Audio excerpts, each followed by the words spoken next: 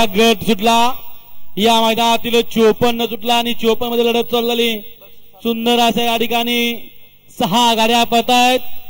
सकाळपासून पहिला गट आहे की ज्या गटामध्ये सगळ्या गाड्या पळत आहेत. लढत चालू आहे अतिशय सुंदर आणि शेवटच्या क्षणापर्यंत लढत झाली.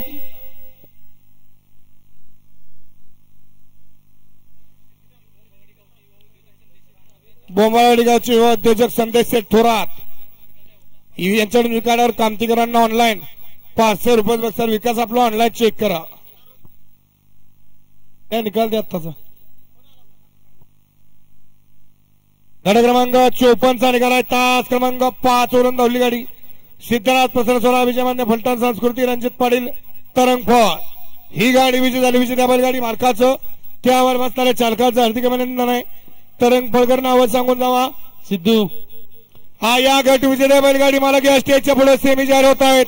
सिद्धू थांब की तिथं 5 मिनिटं या पटपट थांब की तिथं 5 मिनिटं का लगेच खाली उतरला.